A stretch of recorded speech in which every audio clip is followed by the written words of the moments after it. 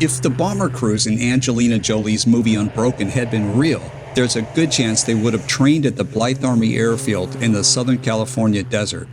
During their training, they would have known other young airmen who'd already died without ever going to war.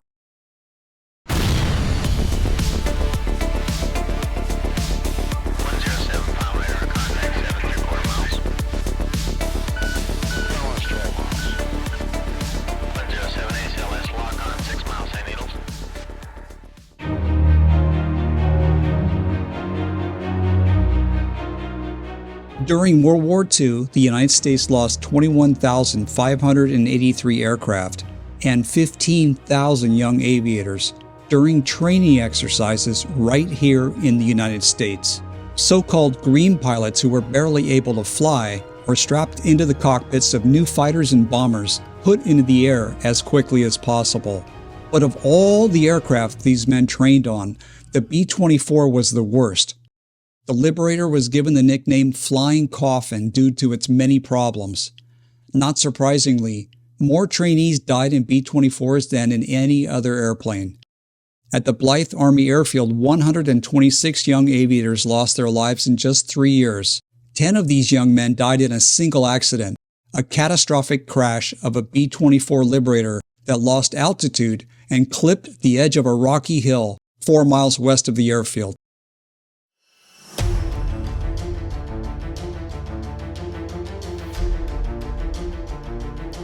Chuckawallas. Yep, for sure. You know, it just feels to me like Chuckawallas. It's definitely Chuckawalla habitat. All right, I'll follow you for a while. Bill's letting me go first in case there's rattlesnakes. He wants me to wrestle them, wake them up. Right from the truck, we were trailblazing.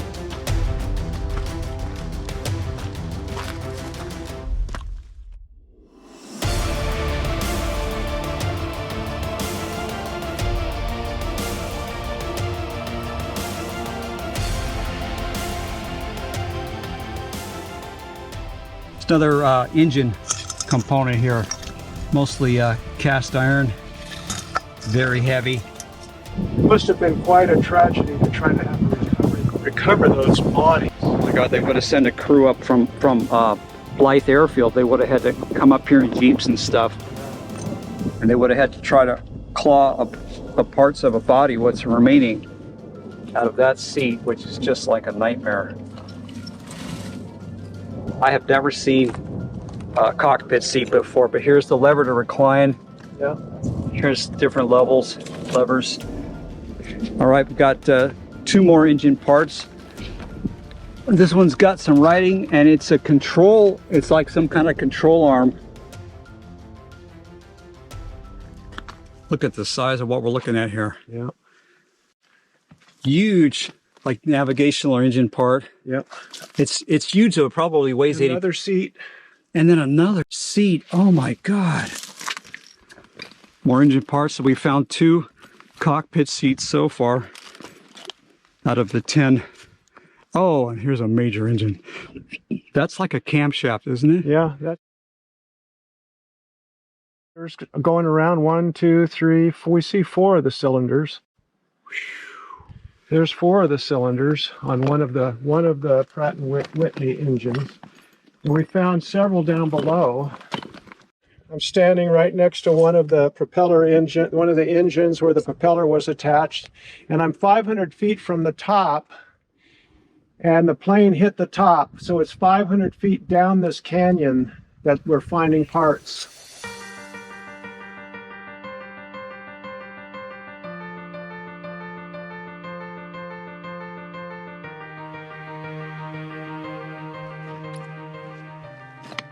Generator. Yep, still got wires and a coil in there. I'll get my shit over. It probably weighs 60 pounds. It's got writing on the side. Look at the aluminum all cracked from the heat and the explosion. The serial number is T5817088.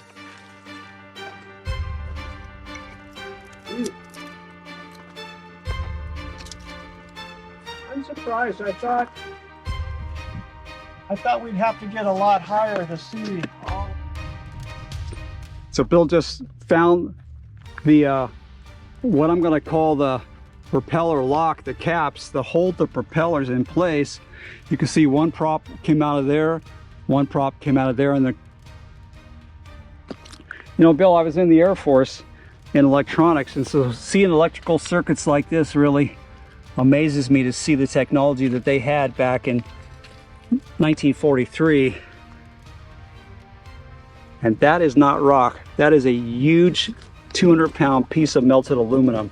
Yeah, it picked up, it was on fire, and it picked up rocks, and it's molten.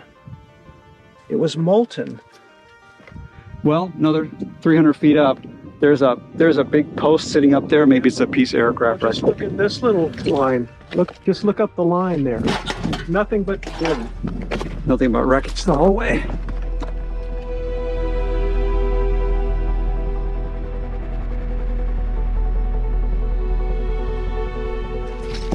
So Bill and I have found a lot of engine parts. We found 2 crew seats and a lot of these little generators, electrical generators, alternators, motors. It's hard to tell at this point. And here's another one right behind me. Beautiful condition.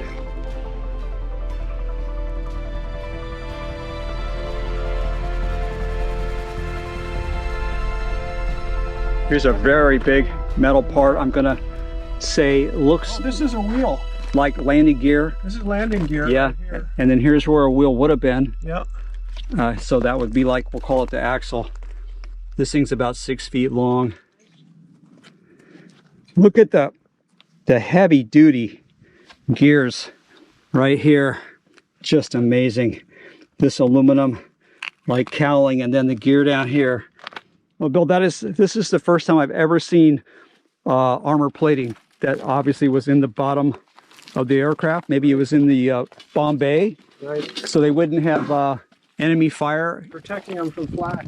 Yeah, protecting them from flak. Obviously, there's places of aircraft that's this big that can survive flak and can survive bullets passing through the fuselage.